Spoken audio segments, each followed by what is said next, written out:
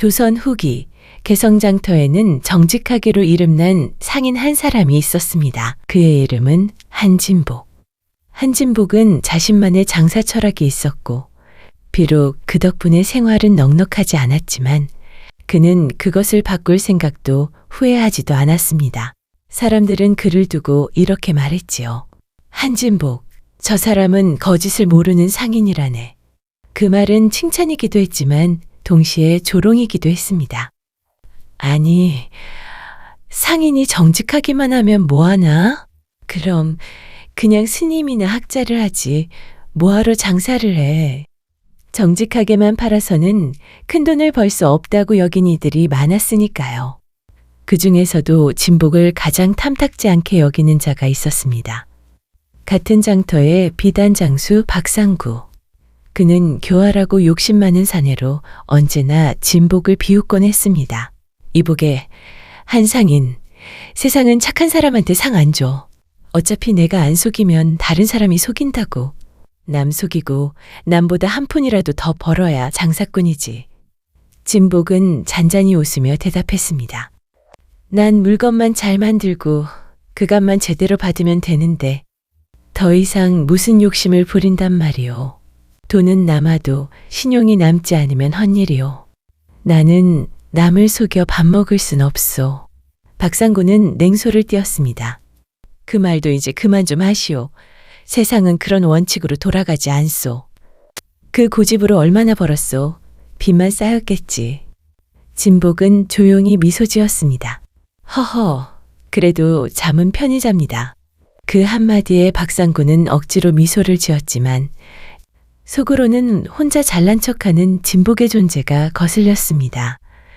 왜냐하면 손님들은 진복의 정직한 태도 때문에 점점 진복의 가게로 몰리고 있었기 때문이었죠. 그 무렵 한진복의 상점으로 한양의 부유한 양반 최대감이 내려왔습니다. 혼례를 앞두고 급히 비단이 많이 필요하다며 개성장터를 찾은 것입니다. 듣자 하니 자네 비단이 아주 곱고 가격도 좋다더군. 자네가 제시한 것보다 더 올려서 내가 전부 사겠네. 단 일주일 안으로 도착해야 하네. 폭우가 올 것 같이 흐린 날이었습니다.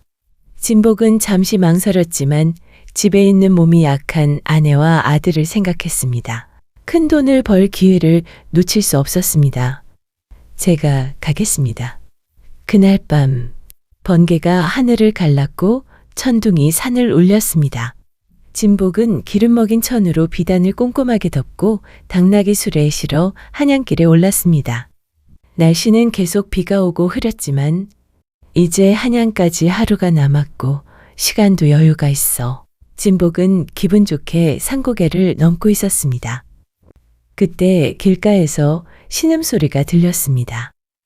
놀란 진복이 수레를 멈추고 가까이 가보니 비에 젖은 노인이 신음소리를 내며 쓰러져 있었죠. 이보시오 노인장, 괜찮으시오?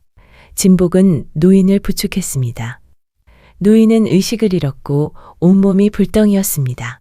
주변을 살펴보니 낡은 사당이 있었습니다. 진복은 노인을 사당 안으로 옮겨 불을 피우고 수레에서 비단 한 장을 꺼내 노인의 젖은 몸을 말려주었습니다. 어느덧 날이 밝아오고 있었고 진복은 갈등했습니다. 지금 바로 출발해야 겨우 한양까지 시간을 맞출 수 있을 것 같았기 때문입니다. 하지만 옆에 있는 노인은 여전히 신음소리를 내며 열이 내리지 않았습니다. 순간 진복은 결심한 표정으로 말했습니다. 그래, 아무리 신용과 돈이 중요하다고 하지만 사람 목숨보다 중할 수는 없지. 그의 아들도 곧불이 자주 나서 페랭이꽃과 백미꽃 뿌리가 열을 내리는데 효과가 있다는 것을 알았기에 숲속으로 뛰어가서 찾아보기로 했습니다. 2시간 정도가 지난 후 진복은 엉망진창이 된 몰골로 나타났습니다. 그의 손에는 페랭이꽃과 백미꽃 뿌리가 잔뜩 들려 있었습니다. 진복은 곧바로 약초들을 끓여 노인에게 먹이고 계속 수건으로 노인의 식은땀을 닦아주었습니다. 그렇게 얼마의 시간이 지난 후 노인이 신음소리를 내며 눈을 떴습니다. 여기가 천당인가 지옥인가? 내가 살아있는 것인가? 노인장, 이제 정신이 드시오? 노인의 눈에는 지쳐 보이지만 미소를 짓고 자신을 쳐다보는 남자가 보였습니다. 이 은혜를 어찌 갚아야 할지 모르겠소. 은혜라니요. 사람으로서 당연한 일이요. 그렇게 노인을 살린 진복은 새벽녘이 되어서야 다시 길을 떠났습니다. 밤새 약초를 캐고 노인을 간호하느라 눈이 까끌하고 정신이 몽롱했지만 진복은 이를 악물고 멈추지 않았습니다. 이제 한양 시내가 저 멀리 보이고 있었습니다.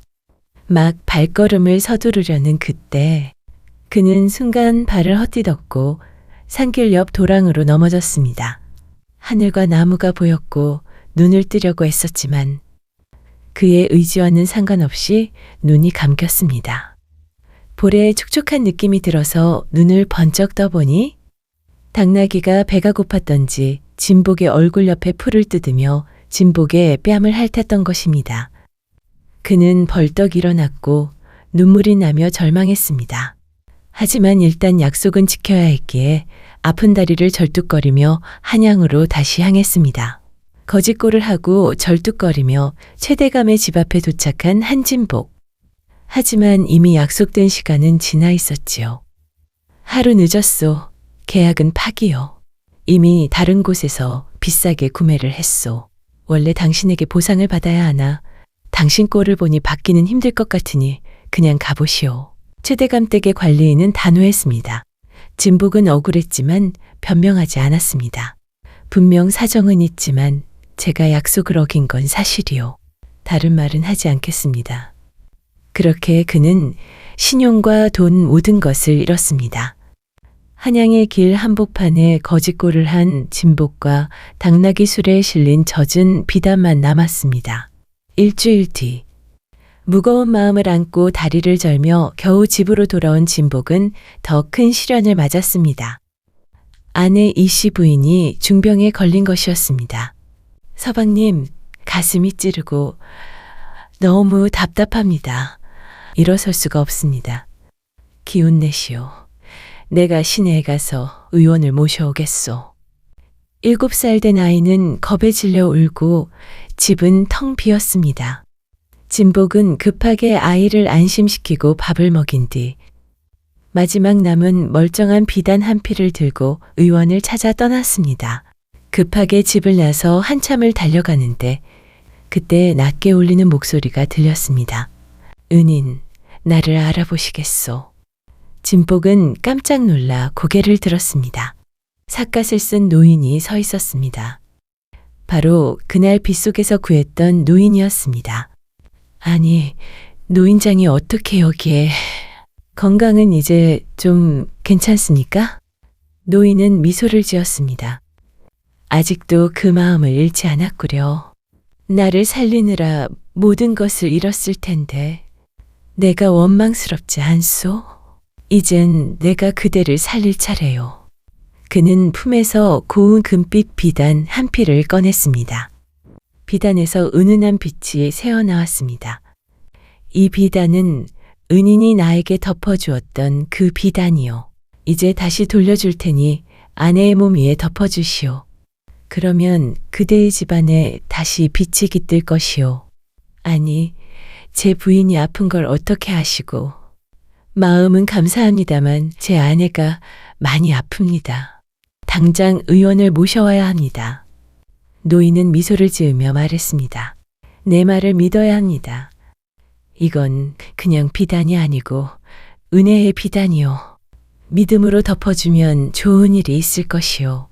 해가 질 무렵 진복은 금빛 비단을 품에 안고 달려왔습니다. 노인의 말에 반신반의했지만 비단이 심상치 않아 보였고 노인의 진중한 표정을 보고 한번 믿어보기로 했던 것입니다. 아내의 얼굴은 이미 창백했고 숨소리는 가늘었습니다. 아이는 울면서 엄마의 손을 주무르고 있었습니다. 그는 노인의 말대로 아내의 몸 위에 비단을 덮었습니다. 그러자 비단이 은은히 빛나며 방 안이 따뜻해졌습니다. 숨이 끊어질 듯하던 아내가 천천히 눈을 떴습니다. 서방님, 내 몸이 따뜻해지고 숨 쉬는 것이 편해졌습니다. 며칠 후 아내의 병은 완전히 나았습니다. 아이의 열도 가라앉고 가족의 웃음이 돌아왔습니다. 이 소문은 순식간에 퍼졌습니다. 한진복의 집에 신비한 비단이 있다더라? 그 비단을 덮으면 병이 낫는다지. 마을 사람들은 몰려와 비단을 보게 해달라며 몰려들었고 몇몇 마을 사람들이 효과를 보고 소문이 퍼져 진복의 집은 마을 사람들로 가득 차 있었습니다. 그에 박상구가 찾아왔습니다. 거참 김상인. 하늘도 김상인의 편인가 봅니다. 내가 큰 돈을 줄 테니 그 비단 나한테 파시지요. 이건 팔 수 없는 물건입니다. 사람을 살린 비단이니까요. 더 소중하게 쓰여야지요. 거짓말 마시오. 다 돈 때문이겠지. 얼마나 크게 벌려고 그러시오? 감당하지 못할 큰 행운은 오히려 애군을 가져올 수 있습니다. 진복은 대꾸하지 않았습니다. 그러나 그날 밤 누군가 진복의 방에 미약을 뿌리고 몰래 침입했습니다. 진복의 방에서 비단이 사라졌습니다. 진복은 또 절망했습니다. 이제 겨우 가족의 희망을 받는데 또다시 가족의 소중한 빛이 사라진 것이었습니다. 그는 곧장 장터로 달려갔습니다. 진복은 실성한 사람처럼 사람들을 붙잡고 물었습니다. 혹시 금빛 비단을 본 사람 없소? 사람들은 고개를 저었습니다. 진복이 자포자기하며 집으로 돌아가려고 하는데 그때 평소 잘 대해줬던 삭바느질을 하는 순심이가 조심스레 진복의 귀에 대고 작게 말했습니다. 어제 저녁에 일감을 받으러 포목점을 지났는데 박상구 어르신이 꾸러미를 소중히 안고 한양 쪽으로 가는 걸 봤어요. 평소답지 않아서 유심히 봤더니 꾸러미 안쪽에서 살짝 빛이 보였어요. 진복은 망설임 없이 뒤를 쫓았습니다. 일주일 뒤 한양 근처 비단을 품은 박상구가 양반들과 상인들에게 떠벌렸습니다. 이건 하늘이 내린 비단이라오. 내가 신령의 꿈의 계시를 받아 이걸 얻었소. 그는 비단을 조정호 왕실의 관리에게 팔려고 소문을 냈습니다. 하지만 막 거래를 하려는 순간 비단이 스스로 불타오르기 시작했습니다. 사람들이 놀라 물러섰고 박상구는 비단을 붙잡고 비명을 질렀습니다. 아, 이럴 수가. 이건 내 거야. 절대 놓을 수 없어. 순식간에 불길이 번지며 박상구는 불길과 함께 그대로 쓰러졌습니다. 그 광경을 지켜본 왕실의 관리가 말했습니다. 이 비단은 사람의 손으로 다룰 물건이 아니었군. 이토록 영험하다니. 하늘이 정해준 자의 손에만 머무는 물건이요. 그 말을 듣고 한 노인이 걸어 나왔습니다. 바로 그날의 노인이었습니다.